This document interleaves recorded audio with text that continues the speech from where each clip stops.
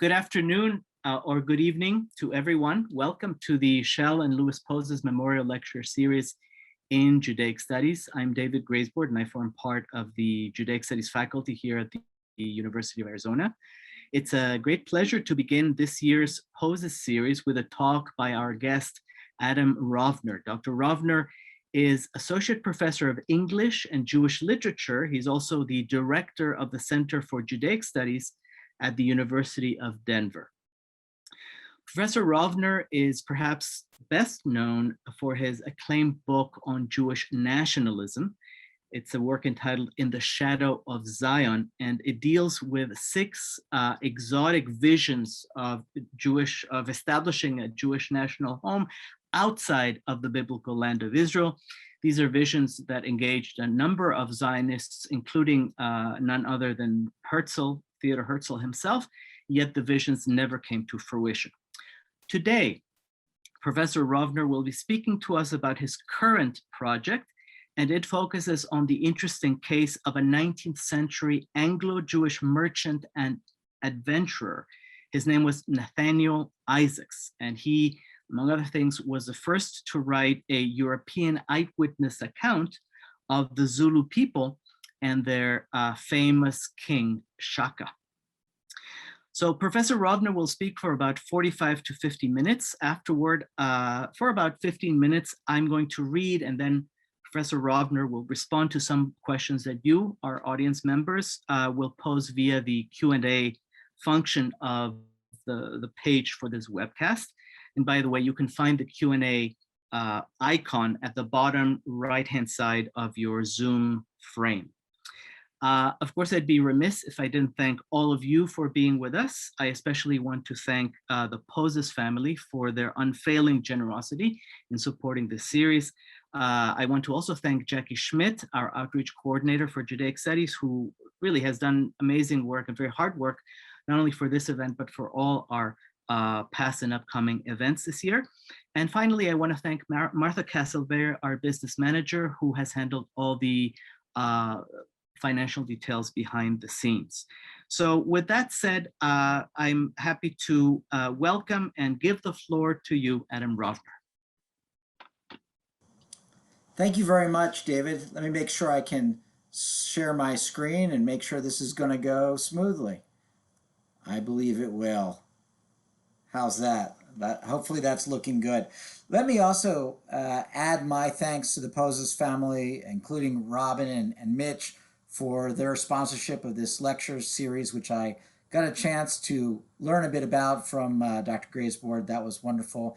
And thanks too to Jackie and Martha for handling all the logistics and bringing me here tonight, here being my home office rather than in Arizona. But I'm still happy to join you wherever you all are. I also want to thank Dr. Leonard Hammer, a friend of mine who first connected me with David, and I believe is pretty responsible for me joining you here tonight. My talk tonight is called The Jew Would Be King, and I'm going to look at the adventures of Nathaniel Isaacs in West Africa. Now, here's a little map of Sierra Leone. You can see the contemporary map, give you a sense of where we're talking about. In an 1850 census of Sierra Leone, there were 125 Europeans listed as living in that crown colony. Exactly 3 were identified as Jews. One of those 3 was the subject of my talk, Nathaniel Isaacs. He was born in the latter half of 1808 in Canterbury, England. How Nathaniel Isaacs arrived in West Africa is a remarkable story in and of itself, but I want to focus tonight on his later checkered career. But as David mentioned in his introduction, it is absolutely true. He is the first European to write an eyewitness account of the Zulu people and their great king Shaka. In fact, pretty much everything we know from contemporary accounts that were written at the time comes from Nathaniel Isaacs' 2-volume travelogue about his adventures in South Africa. We can talk about that later. I'm happy to take any of your questions on that. But suffice to say right now that Nathaniel Isaacs, as an ambitious Jewish merchant from an impoverished and provincial background, he had a life on the margins that really pushed him to the fringe of trade and the very frontier of the British Empire. However, it was precisely in these far-flung borderlands of West Africa that he found himself at the crossroads of global history. Despite his triumphs, and there were several, the story of Nathaniel Isaacs' time in West Africa is by no means a redemptive one. His is a story of ambition, of power, and of opportunism played out against a backdrop of colonial machinations, commercial schemes, and that all too human quality that we call inhumanity. My purpose here tonight is not to celebrate Nathaniel Isaacs' adventures, but to demonstrate how colonial adventurism played out against a globalized background, even in an era before the so-called scramble for Africa. Now, many people, I would say almost everyone, knows very little about Sierra Leone. So I will give you a little bit of a backdrop. You can see where it is located in West Africa, and then I have that contemporary map there of what is essentially was essentially the British colonial portion of that colony. In the 1790s, evangelical abolitionists in England were seeking an African territory in which to resettle former American slaves who had fought for Britain in their unsuccessful bid to suppress the American Revolution. When I was younger and did my courses in high school and college on the American Revolution, I never learned anything significant about the fact that the British offered freedom to slaves who would fight against the American colonists. These British loyalists, these black loyalists, then followed British troops after their defeat up to Halifax in Nova Scotia and across the Atlantic back to London, where they often endured hardship and poverty. Many of these black loyalists elected to later emigrate to a settlement that was chartered by a company called the Sierra Leone Company at Freetown.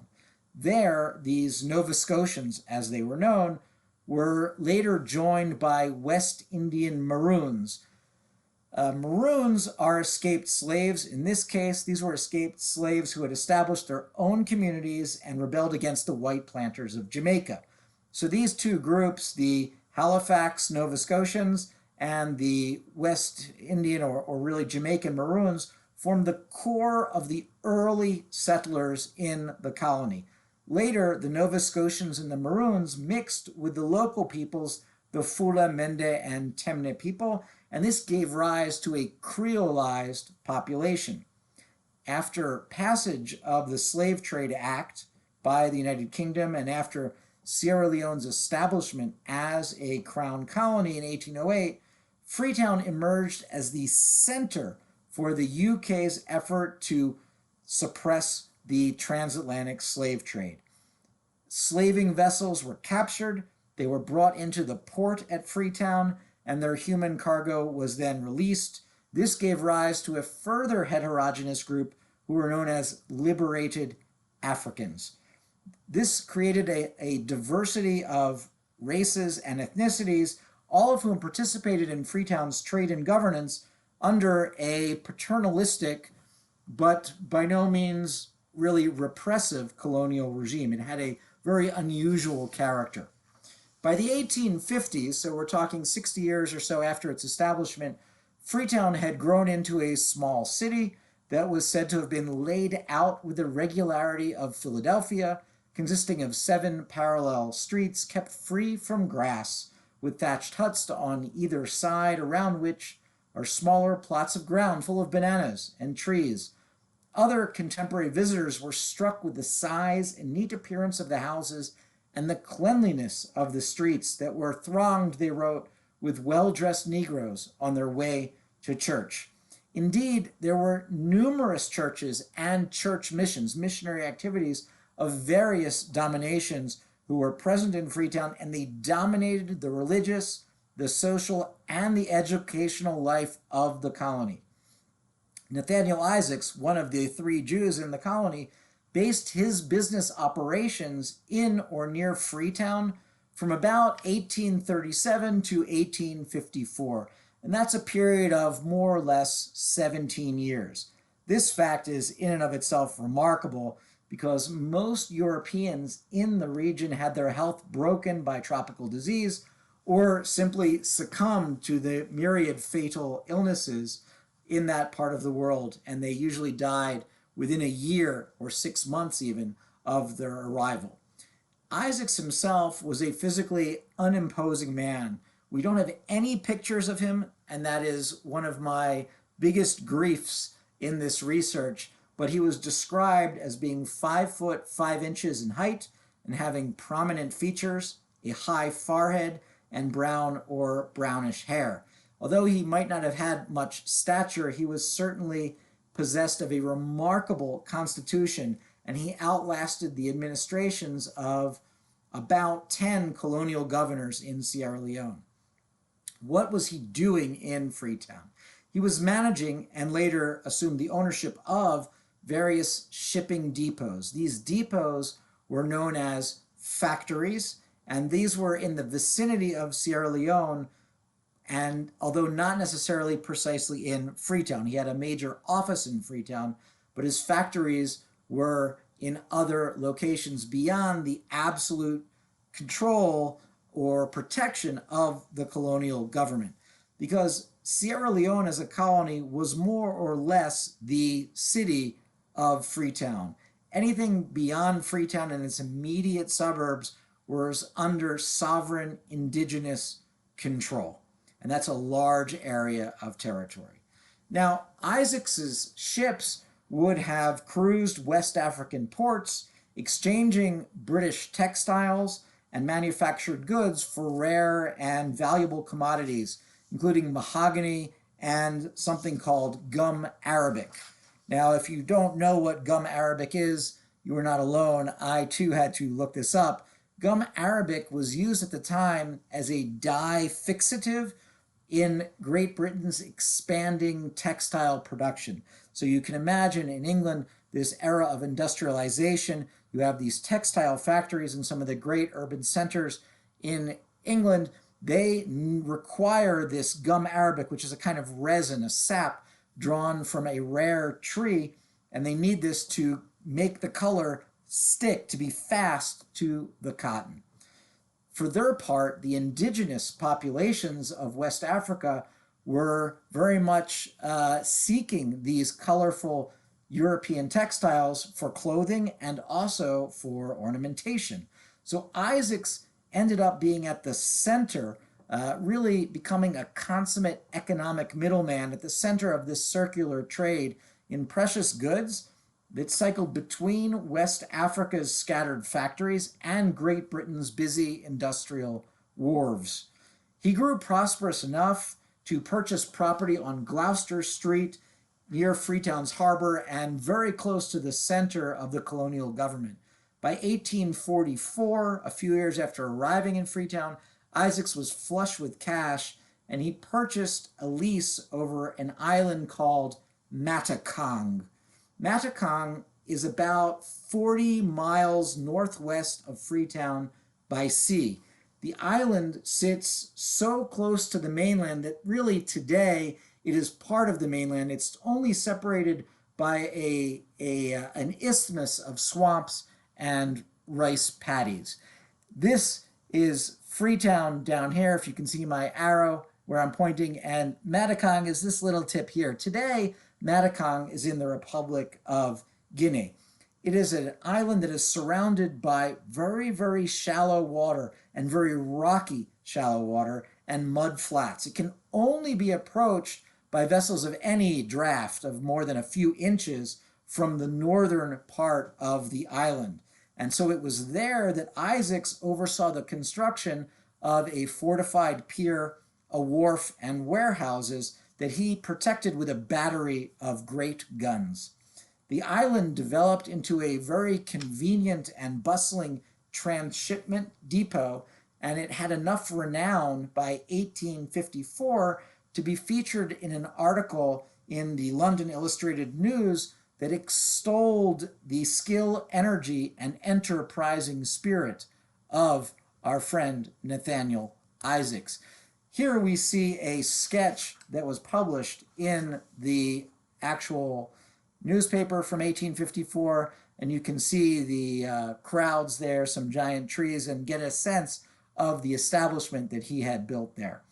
The unnamed correspondent of this newspaper report, who was present on Matakong, noted that Isaacs had all the rights and privileges of a chieftain conferred upon him. What was his primary business from Matakong? It was not gum arabic.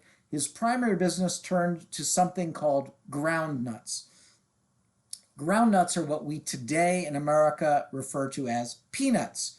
Cultivation of this crop, which is actually of South American origin, boomed in West Africa in the 1830s, and within a couple decades became the principal article of commerce in the vicinity of Sierra Leone. Most of these peanuts were not destined for human consumption. The vast majority were exported to France, where the legumes were processed and pressed to release a valuable oil. Peanut oil was used for a variety of purposes, not only cooking, that was really secondary or tertiary. It was used principally and importantly to lubricate trains during a period of rapid railroad expansion in France and elsewhere in Europe. This is a kind of fascinating little economic sidelight here. We have an indigenous crop of South America, or the Americas, that's imported and transplanted by the Portuguese to West Africa, which is then cultivated by many of the same people who were engaged in and victims of chattel slavery across the Atlantic. And by the mid-19th century, peanuts that were exported to Europe enabled the smooth operation and expansion of a modern miracle, a modern marvel, that is the steam railways. In 1852, Isaacs claimed to have loaded 17 ships at Matakong bound for Marseille alone. A year later, he recorded 20 ships sailing from Matakong to that same harbor. So not quite every other week, but often quite close. Demand for peanut oil pushed the price in Marseille up and up and up.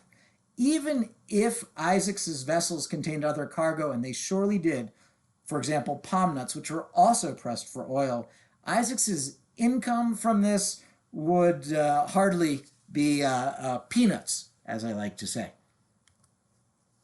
Now here we have an image of his pier today. You can see the stones that were carved, the blocks.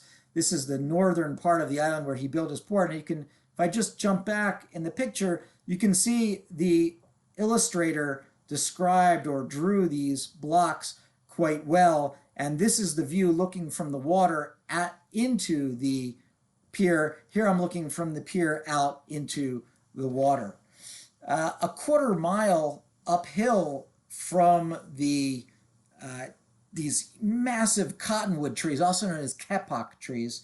This marked the site of the port, so it was very easy to see from offshore where to come into harbor. Isaacs erected several slate-roofed buildings, including a Methodist chapel and a Sunday school room, and these were all arrayed around a central courtyard that had outward-facing walls pierced with loopholes at intervals for muskets in order for defense. So Isaacs had these formidable defenses, but he rarely needed them because he had these very close alliances with tribal leaders. The chapel and the Sunday school room were probably more practical camouflage for Isaacs because it allowed him to avoid scrutiny in Freetown, whose populace, including the governors, exhibited notable Christian fervor.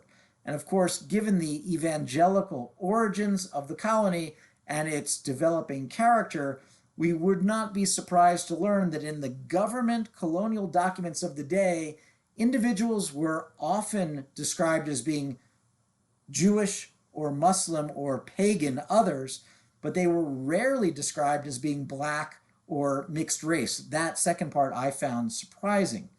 Matakong's chapel, the one that Isaacs reportedly built, had been consecrated by a man who became one of his business partners, a man by the name of Thomas Reeder, who himself had been a former Methodist missionary. Nonetheless, despite the trappings of the Sunday school room and the chapel and having this former missionary as his partner, Isaac's efforts to adhere to the Christian expectations of the colony never quite worked. He never really managed to escape suspicions due to his Jewish origins.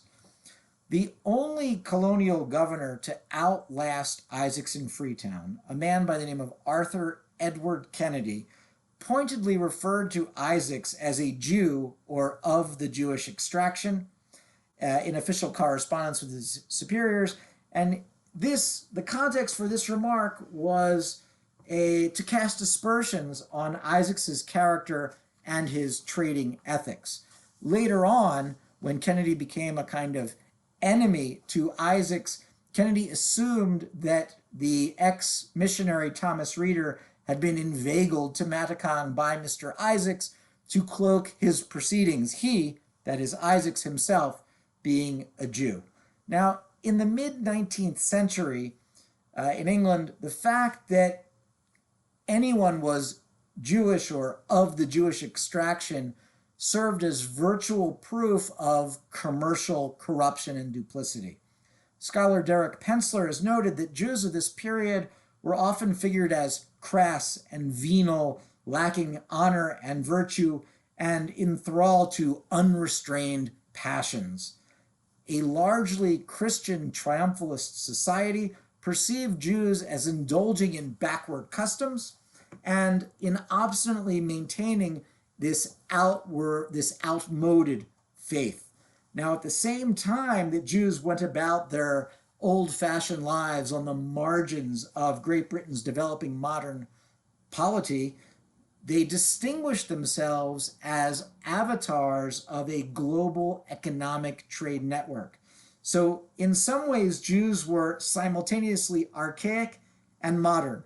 They were never fully archaic and never fully modern, and therefore they were wholly dubious and suspect. Jews were also, at the time, not entirely white. They were not figured as white. The proto-anthropological notions of the era maintained that Jews, though they might appear white under London's cloudy skies, would turn darker, even becoming black under equatorial sun. One implication of this quasi-scientific notion is that environment and culture shapes race.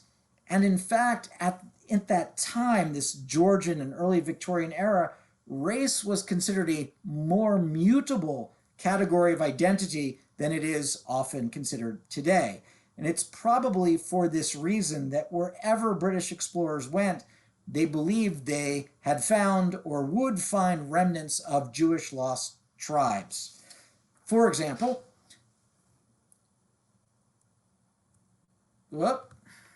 I'm sorry about that.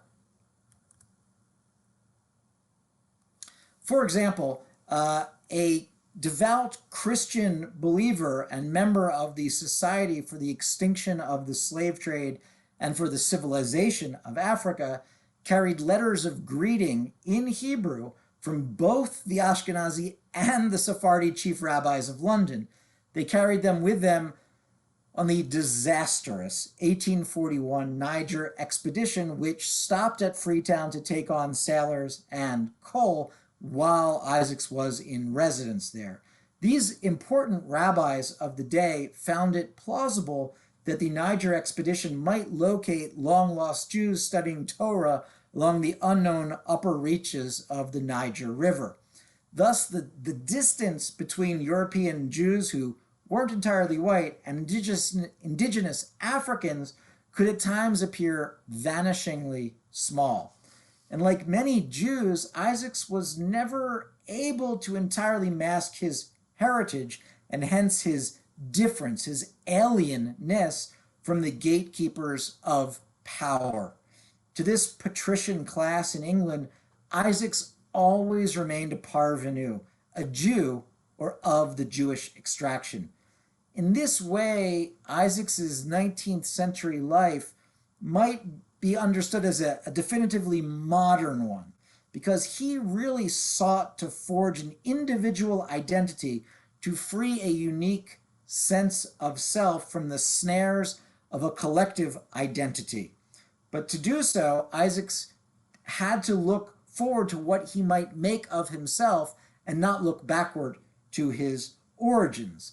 My suggestion is that while he did this, he never quite could outpace his Jewish extraction, even in this remote corner of West Africa, as the correspondence from the colonial governor indicates. Isaacs himself did maintain a vestigial Jewish connection to the religion of his youth, to the rites of his youth.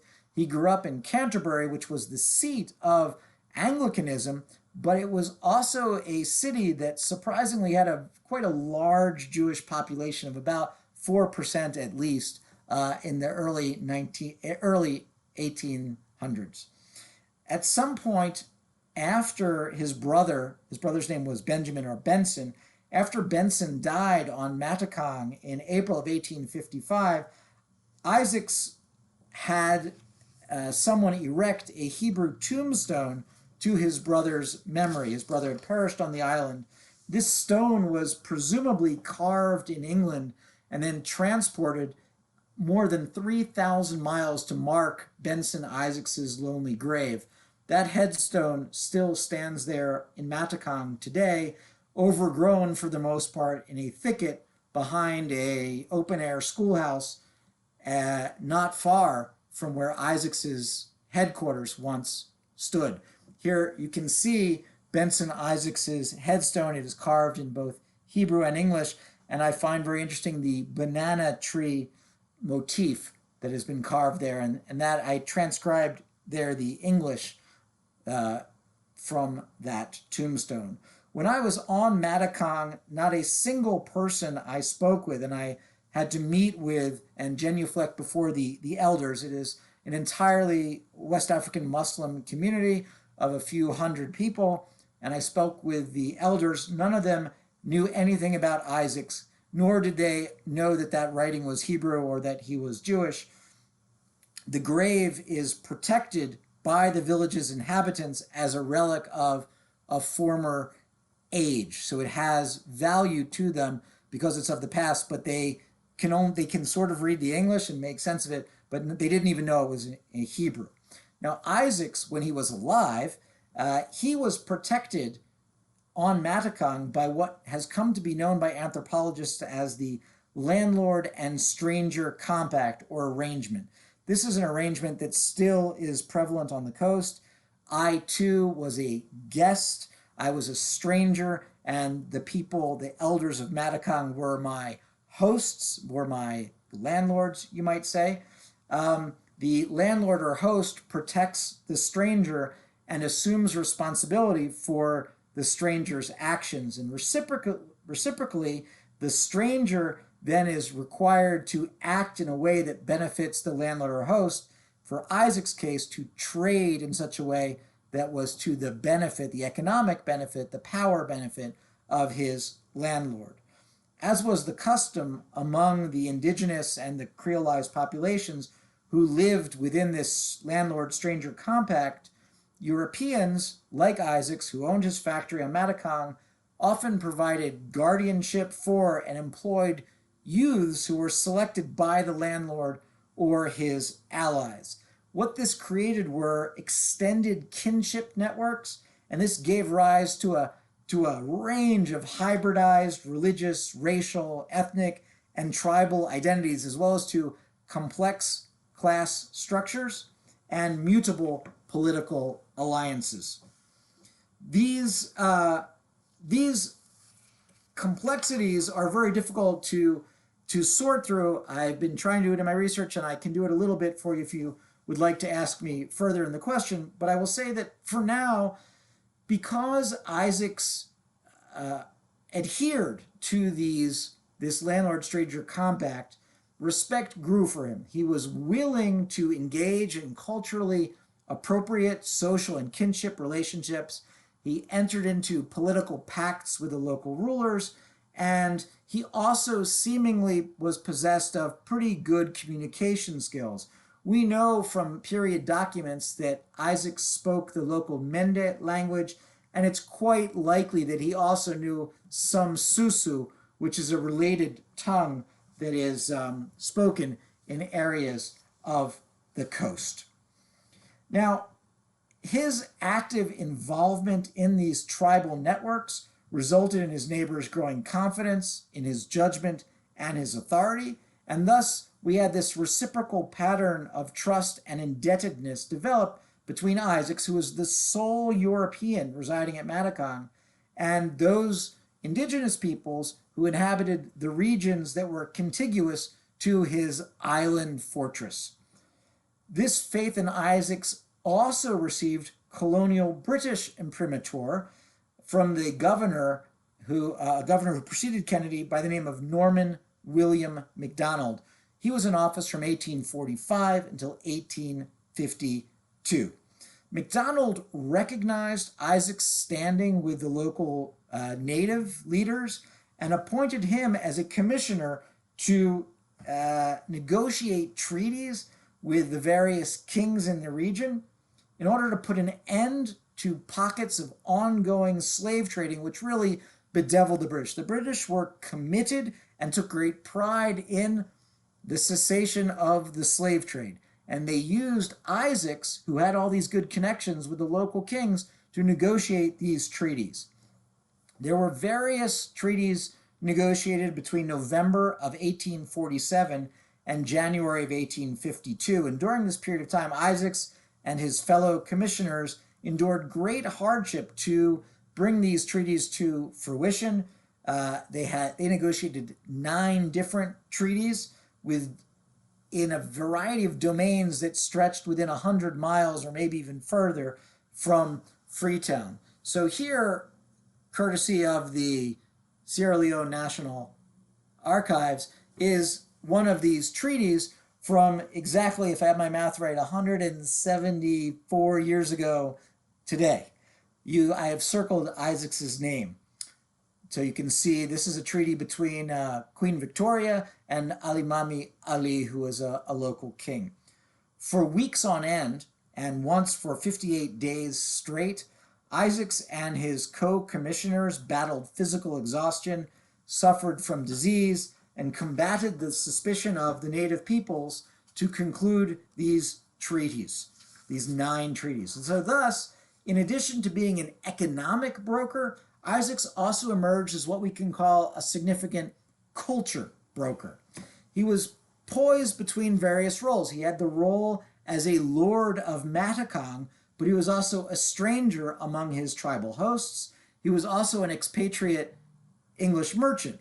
He was able to adopt each of these positions depending on circumstance. Isaacs represented British demands for ending slave dealing to resistant peoples who had long practiced and profited from the trade in human life, while at the same time he defended the interests of the indigenous peoples to an often uncomprehending and unsympathetic colonial administration. And perhaps most significantly, Isaacs always made sure to represent his own financial interests by promoting legitimate trade in the region while projecting his own status as a kingmaker.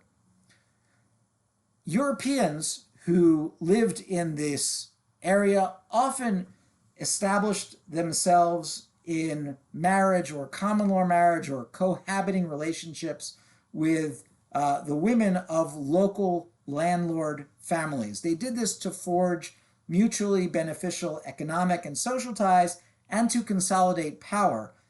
No doubt they also did so for companionship and presumably also, at times at least, love. Now, we can expect that there would be imbalances in power between European men and African women, but other scholars suggest that these arrangements were less coercive due to the host-stranger relationship than it might at first be supposed.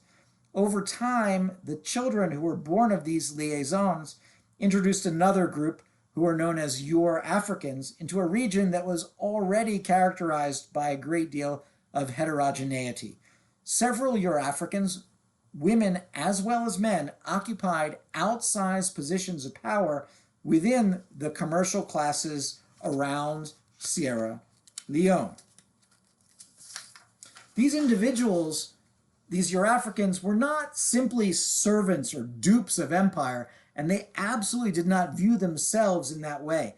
They served their own interests. They sought to enrich their families, create legacies, educate their children, ensure their futures, and they sought to build up the communities to whom they were bound by further kinship ties. Here I have this image. I don't have any images of the specific individuals who I'm talking about, but this gives you a sense of the Ur-African women. You see both what appear to be European women as well as indigenous black women together, but this is sort of the extended kinship now here on an image for you. Isaacs, we know, had relationships with at least two Ur-African women whose backgrounds and careers expose the gender and racial dynamics of this region. Likewise, the complexities of their relations and the economic trade on which these relationships were premised highlight what I believe to be the limits rather than the omnipotence of colonial power. Why do I say the limits of colonial power? Because the British Crown relied on culture brokers like Isaacs and like his Ur-African common law wives and children to make sense of and to negotiate the ever-expanding borders of British influence. And they also used them to combat the rise of American economic competition from across the Atlantic. They employed these people to suit their own ends of ending slave dealing and increasing trade. But of course, the Ur-Africans and the Europeans to whom they were connected did not only serve British interests, they also served their own interests. They had a great deal of agency themselves. Now, at some point between 1843 and 1846, Nathaniel Isaacs established a romantic relationship with the daughter of Elizabeth Fraser, who was a Ur-African woman, and William Skelton Jr., who was a Ur-African man. I realize this is somewhat confusing, so I've tried to create a kind of genealogy here to help guide you while I speak through this portion of the talk. The parents of both Elizabeth Fraser and William Skelton Jr. were notorious slavers. Their marriage, the marriage between Fraser and Skelton here, was really a way to bind together two Ur-African slave trading dynasties who operated from factories north of Matakong. In addition to sharing a similar family background, Elizabeth Fraser and William Skelton Jr. had both been educated in England and hence shared similar experiences and socio-cultural touchstones. Their union produced two daughters. That is, the union between Mary Ann Skelton and Nathaniel Isaacs, and those two daughters were one Emma Isaacs and Alfred Isaacs. Their relationship lasted about 2 to 3 years. By 1846, in August, we know that Isaacs and Mary Ann had parted ways, and Mary Ann then married legally another man by the name of Joseph Richmond Lightburn or Lightborn, depending on what document you're reading. He was the son of a notorious white American slaver by the name of Styles Lightburn, and an equally notorious British educated Ur-African known as Isabella Bailey Gomez, who was known in the African oral sources as Neria Belly. That Isaacs's former common law wife, Mary Ann, bound her fate to the scion of yet another Eurafrican slaving dynasty indicates the extent to which these families, the Skeltons and the Lightburns, comprised a kind of royalty whose wealth and influence originated in and was sustained by transatlantic chattel slavery. Governor MacDonald, the same man who commissioned Isaacs and who rewarded Isaacs for his work in negotiating many of those 9 treaties, wrote a communique to his superiors in the Colonial Office in London celebrating Isaacs's successful treaty negotiations. And he warned of these 2 families' formidable influence. He warned about the Skeltons and the Lightburns by name. He did not indicate, and perhaps was unaware, of Isaacs's ongoing or former relationship to Mary Ann, and hence his connection by at least one remove to both the Lightburn and Skelton families, whose opposition to the slave treaties he had anticipated. After Mary Ann married Joseph Richmond Lightburn, Isaacs was a bachelor of sorts, but he very quickly developed a relationship with another Eurafrican woman by the name of Hannah Hayes. Hannah Hayes also possessed a political connection and trade connections in Sierra Leone. So I've managed to put together, for the most part, her genealogy. Hannah's mother was a woman named Philippa. We don't know her last name. She was an indigenous African woman from the region of today's Liberia. She married a man by the name of William Hayes, who was also a reported slaver. When he returned to England, Philippa took control of his holdings and played an active role in slave trading. But Philippa sent her daughter, Hannah, who was Eurafrican, to be educated in Freetown. Later, Hannah embarked on a relationship with a colonial judge, a white European judge, by the name of Walter William Lewis. Hayes bore 3 sons to Walter William Lewis, the judge. That is Walter Lewis, I'll call him Walter Lewis Jr., John Lewis, and Thomas Lewis. This younger Walter Lewis made his way into government service like his father, who was, of course, Eurafrican, and he rose in 1855 to the position of second writer in the Colonial Secretary's office in Freetown. His brothers, John Lewis and Thomas Lewis, both worked for Nathaniel Isaacs on Matakong. Hayes and Isaacs lived together on Matakong. And during the time that Isaacs spent negotiating some of these treaties to end the slave trade with the regional kings, Hannah Hayes played hostess and nurse to some of the European co-commissioners on these expeditions when they became ill and were forced to remain on the island to recuperate. So if I can digest this briefly, what I can say is that Isaacs was very much connected to Eurafrican women, had children by one of them, was engaged in extended kinship relations with others, and had very close connections to these slaving dynasties by virtue of these common law or cohabiting relationships. Governor MacDonald even wrote a letter in very florid terms thanking Hannah Hayes for her skill in treating the fevers of this colony. So he was intimately linked, Isaacs, with Eurafrican women, and he leveraged this relationship to further ingratiate himself with the colonial administration, and the colonial administration repaid his efforts with a great deal of thanks to his common law wife, and of course to him. Isaacs, we could see, was very skillful in his binding of personal ties to political patronage.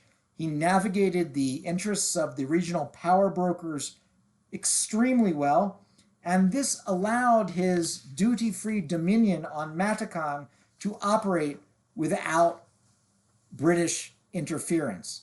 Like other British factors, that's what these traders were called, Isaacs traded cotton cloth, beads, bangles, gunpowder, and firearms for peanuts, palm nuts, hides, ivory, and other items. Now, he surely knew that somewhere along his supply chain, goods imported from an industrializing England would end up in the hands of slavers to grease the wheels of human trafficking, much as his peanuts wound up lubricating the rails of the French chemin de fer. Indeed, Isaacs profited from the widespread hypocrisy that celebrated a merchant's ability to barter cheap cotton cloth for peanuts. Both of these crops, cotton and peanuts, had likely been planted and harvested by slave labor, but of course both were so-called legitimate crops. But beyond that, Isaacs indulged in more than what we could call a typical degree of commercial plausible deniability. Even though Isaacs had earlier published his books in which he expressed revulsion at slaving, and even though we know he took an active role in putting down that trade as a commissioner of Her Majesty's government, all the available evidence indicates that Isaacs himself participated, at least from the mid-1840s, but possibly a little bit later, he participated in the slave trade that he had married into. The British Parliament had passed the Slave Trade Act in 1808.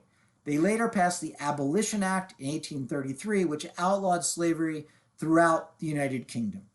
So Isaacs's role in facilitating this inhuman human trade in West Africa at such a late date, in the 1850s, means that he wasn't so much the product of his time as he was the product of his economic and his socio-cultural milieu. He was also probably intoxicated by his own power. He was secure there on his island stronghold. He was supported by influential tribal leaders, influential Euro-African alliances, and he was feted by the colonial government. He felt quite confident, we can be certain, that he could manipulate or even defy the will of empire. And this lasted for quite some time. But then, on the 30th of June, 1854, two women, Banga and Lango, and one man, Baraka, who was husband of Lango, arrived in Freetown by fishing boat. They claimed that they had been held as slaves on Matakong by Isaacs, and they were interrogated under oath.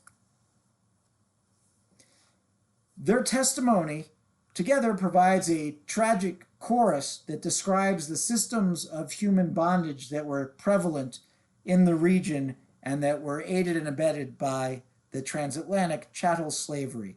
I will quote from just one of these victims, from Lango. She said, "When I was a little girl, a war commenced, and I was taken prisoner and carried to a village. I was sold to a native of the Fula country.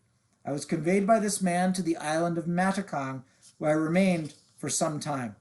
I was then placed to work as a laborer on Matakong without receiving any wages for my services.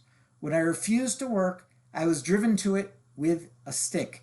After some time, I managed to escape, and in company with one Banga and Baraka, my husband, I made my way to Freetown, Sierra Leone, where we claimed our freedom." This incendiary evidence prompted the recently arrived crusading colonial governor, that same Arthur Edward Kennedy who we saw earlier, to order Isaacs's immediate apprehension on charges of slave trading. Kennedy dispatched the superintendent of the colonial police aboard the HMS Britomart to execute a warrant for his arrest on the 17th of August, 1854. That vessel, naval vessel, set sail at 2 p.m., but because of boisterous weather, it only arrived at Matakong 23 hours later. When here we can see, this is a period map, and you can see the route of the sailing. That is, the Britomart would have been dependent on the winds, and oftentimes there are storms in this part of the country, especially in August, and so it took longer than might be expected. When the police and their naval troops landed, Isaacs was nowhere to be found.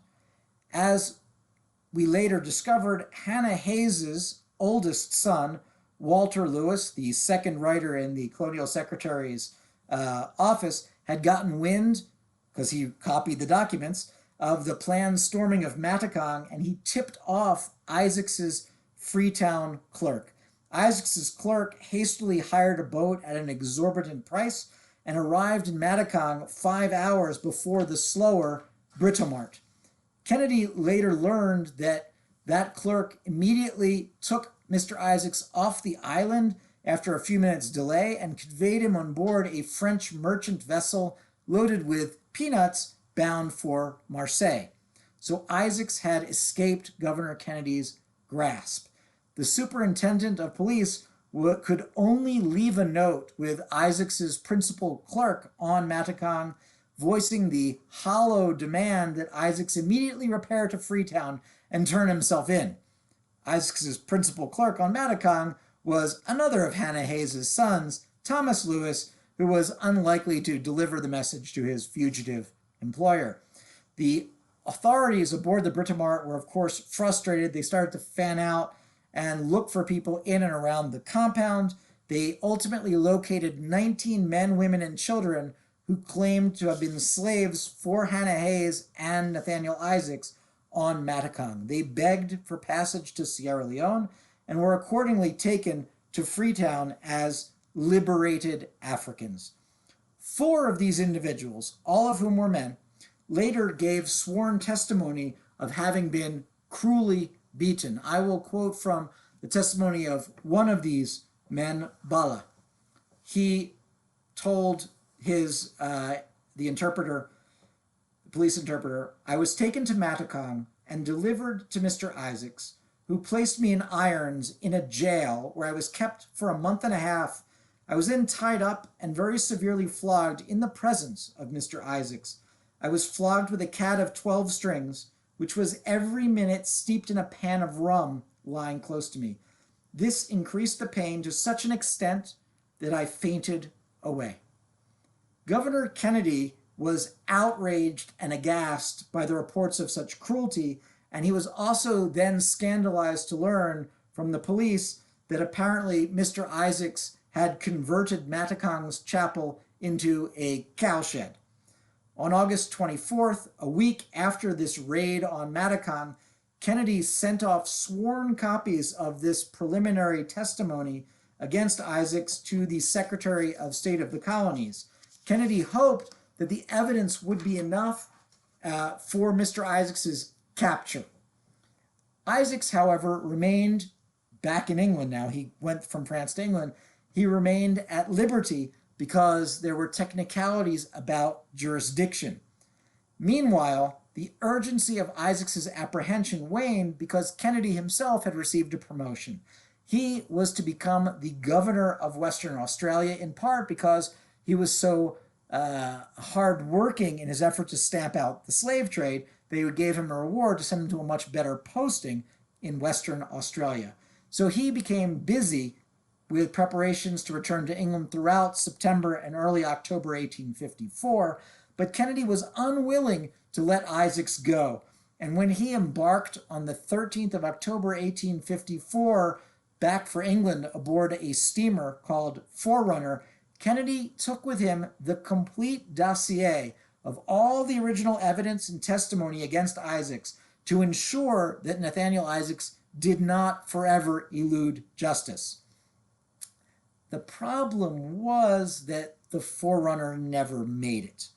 On the 25th of October, Forerunner was churning the waves at full speed when her captain steered too close to rocky shoals, and the ship's keel splintered with a grating sound, tearing exactly like a piece of brown paper, as it was described.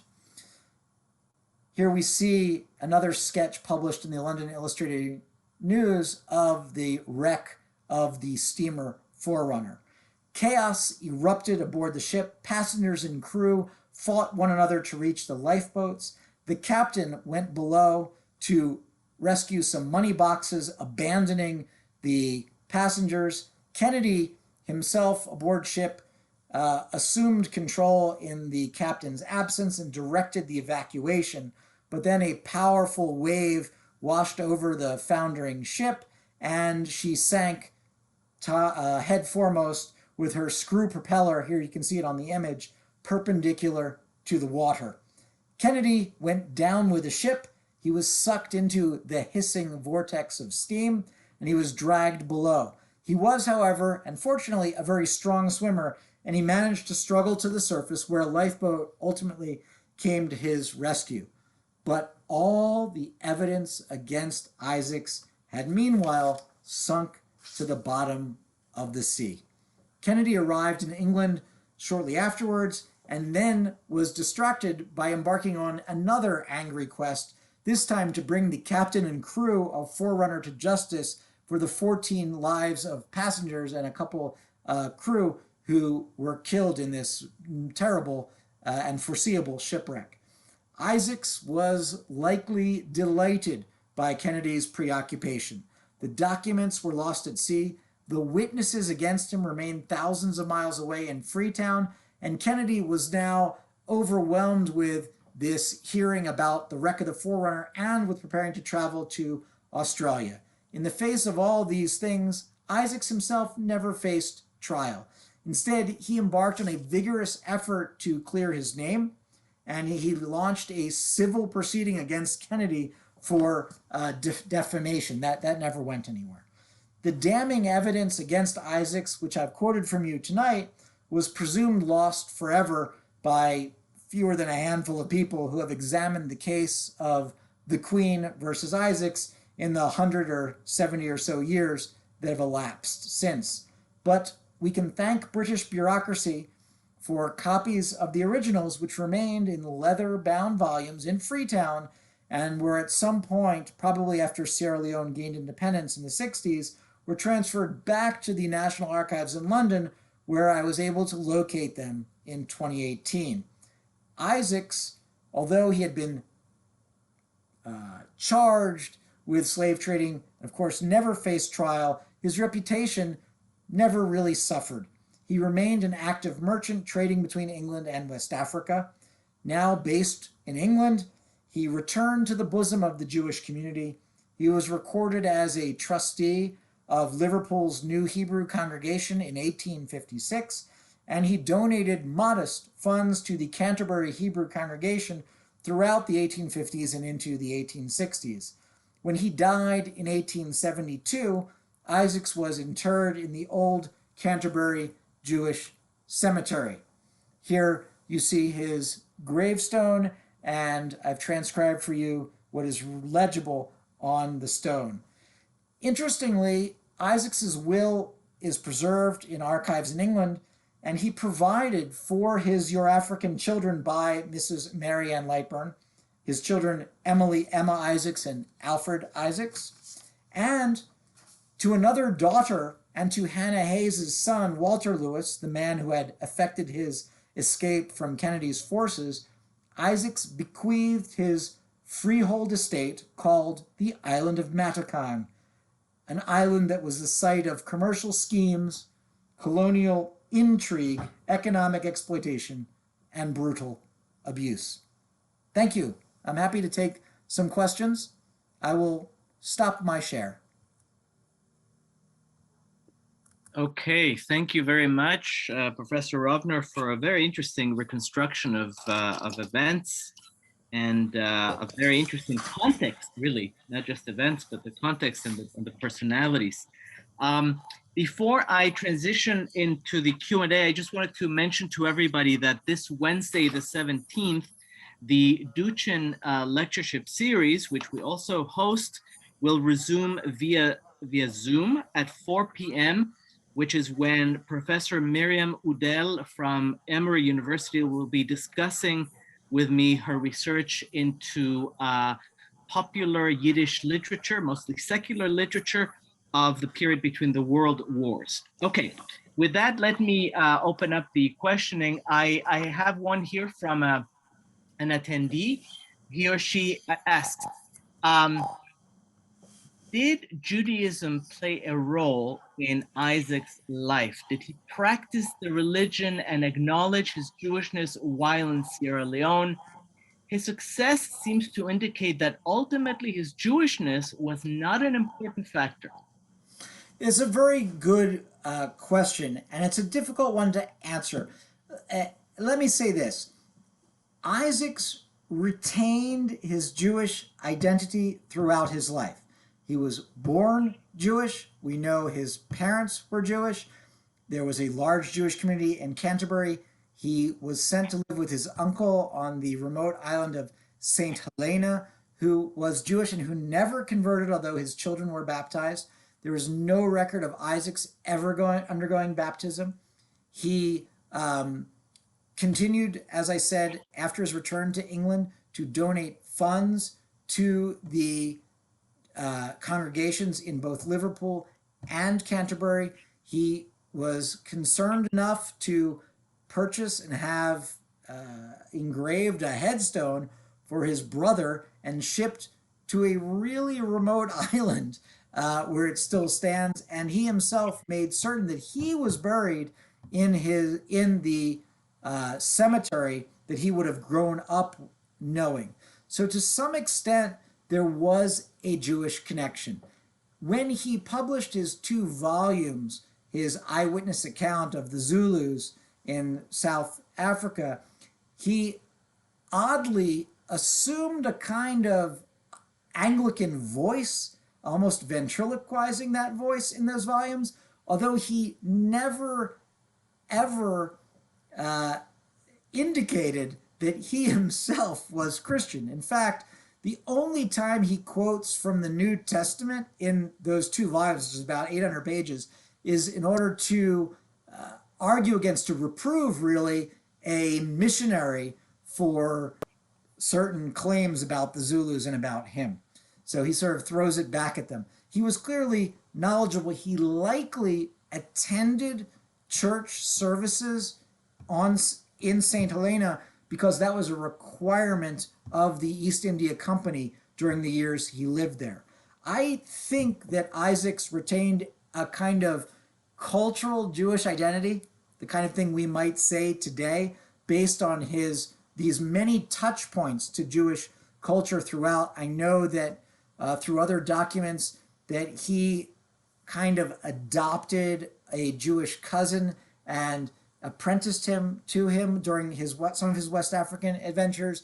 I know that he had relatives who lived very near the Bevis Marks synagogue in a very Jewish area of town and retained this correspondence. I think that part of the story of Jewish modernity is an effort to escape that collective bond. And Isaacs, to me, typifies that. I don't think he really gave a whole great deal of thought to remaining or leaving Judaism. It was a fact of his existence which neither defined him nor limited him, except to the extent that he was limited by others for having this Jewish identity, whatever that may be. Did his Jewishness, was it an important factor? I think ultimately it was the deciding factor for his career, because if he had not been Jewish, he would have had more opportunities open to him. Because he was marginalized and because he was Jewish, he was pushed to the limits of empire, and because of others like him were the same, these dispersed communities, often poor Jews, he was able to make these connections that otherwise he would not have had. So while did he keep kosher? We know he didn't. We know he ate porpoise brains, for example. But that doesn't mean he didn't retain some vestige of his Jewish identity. I hope that answers your question. You're welcome to respond if you'd like, whoever that is. Okay. Let me open up the chat. This is a technical question. Does maroon refer to racial mixing, not nationality? Usually meaning black, but maroon would be 1/4 black, etc. Yeah. No, it does not. That's a different terminology. Maroonage or maroon refers to those who were enslaved, who are in captivity by typically, but not always, white landowners, often in the Caribbean, but not only there, also in South America, for example, who would escape, sometimes form their own independent communities, often raiding or rebelling against the white, typically landowners in the Caribbean and parts of South America. It's a different notion of that than that outmoded element of so-called percentage or of black identity. It's Yeah. a different thing. If I'm not mistaken, it comes from a romance, the romance form cimarron, which is the usage in colonial Latin America. But anyway, another question is technical as well. This pertains to the excerpts you showed of the letters that record the testimony of slaves allegedly abused by Isaacs. I think you may have answered this, but to whose handwriting does the document belong to? So Is it typical of the times? So those documents of the testimony are copies of the originals that were transcribed at the time by copyists in the Colonial Secretary's office in Freetown. They were contemporary to 1854, 1855. I understand that the notion that handwriting is odd. It's likely that handwriting is unusual. It's likely because those copyists were not educated in British schools, but educated perhaps in English as a second or third language, maybe their only written language, possibly by church mission schools in Freetown. So that is my understanding of that. Other period documents that are done by the officials have that typical slanted penmanship. These oddly, and it's interesting that this person noted that, these oddly do not. They're much more of a looping handwriting, a looping script, which are actually easier to read. The letters look to be formed in a more painstaking fashion. And it was probably by what we would call a Euro-African educated and people who were working in the colonial office, since they were bound in the original volumes and sent back to the United Kingdom. Okay, a couple of attendees. Sure. They congratulate you. They say, fascinating talk. Thank you for sharing your work. I have a question, actually. Sure, sure, which builds on the one that was first posed to you. Do you envision the full work on Isaacs as a study primarily of the dynamics of colonialism, or is this more a question of Jewish modernity, perhaps a Jewish modern marginality, or a bit of both? Yeah, I don't think it's an either or situation. I think it's a both and situation. I want to say that when I started this project, I did not know that I was going to have any documentation whatsoever from this West African period. I only knew and only had access to materials, only knew they existed about South Africa. Mm-hmm. There were rumors, and I'm talking 2, 3, 4 people who had ever written about Isaacs, who had said that, oh, he lived in West Africa and died there. Oh, he was accused of having slaves. No, he didn't have slaves, etc. And I was interested in that question, but didn't think I would be able to prove or demonstrate this one way or the other. When I started getting into the material, I realized not only did I have documents, I had a trove of documents, and I would say individual documents, probably 500, 600 documents, because he was a businessman, and so he paid lawyers to write stuff all the time. Other people have claimed, oh, he wasn't educated, he didn't write stuff. That's not true. We see his handwriting, we see things he wrote. I have scraps from his journal.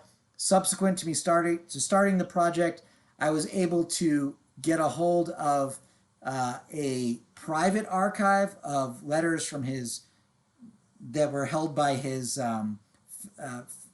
distant family members of his apprentice, and I got to see a different side of Isaacs. So I didn't know about any of all this. I started out writing a kind of tale based on all the history about Isaacs in South Africa. What it became more concerned with, there's a through line of colonialism, there's a through line of his effort to achieve territorial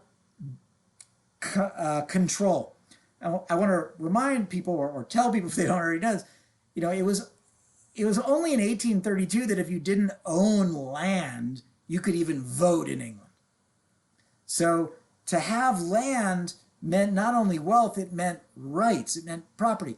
The Jews were really, and I've gone through a tremendous amount of medical, religious, anthropological, criminological documents of the time that the extent of the genteel and not quite so genteel anti-Semitism in England at the time is quite remarkable.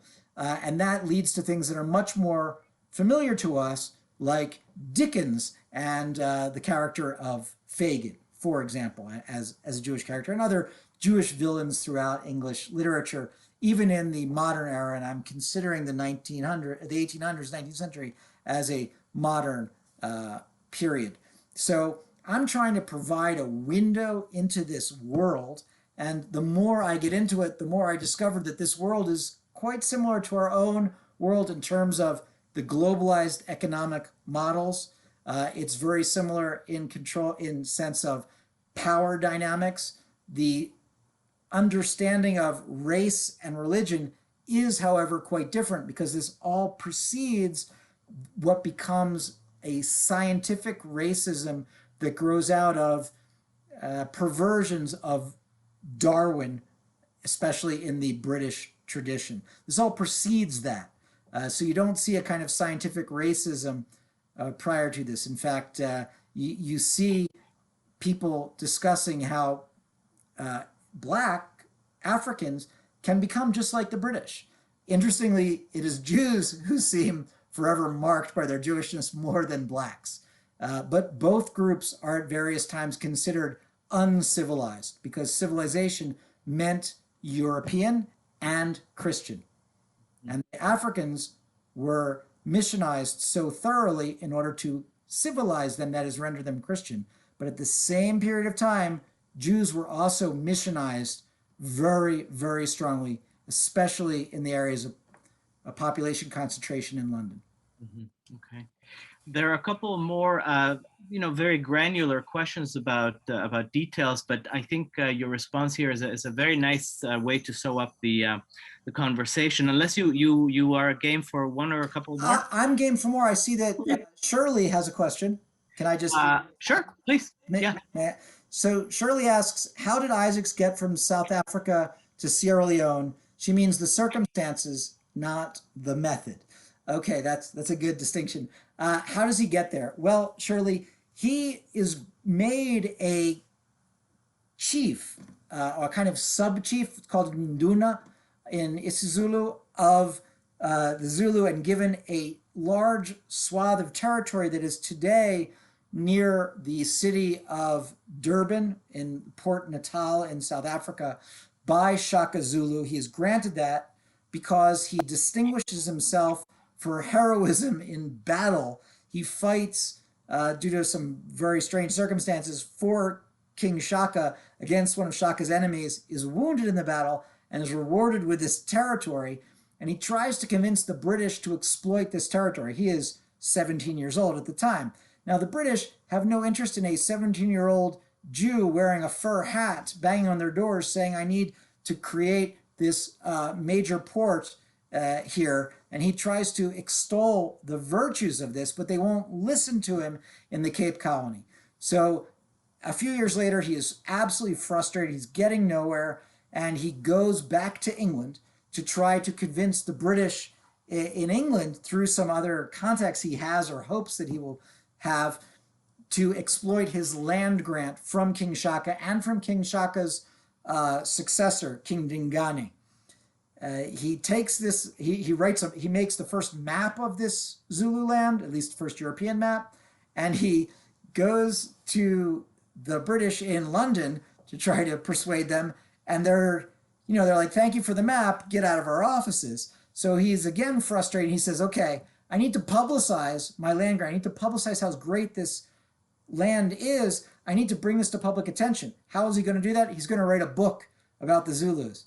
So he does that, and it's a kind of travelogue, ethnography, glossary, adventure tale, and like real estate prospectus. It's a very interesting and long 2 volumes. And that's why he ends up back in England. But again, the British don't listen to him. So he's like, I guess I got to go back into trade.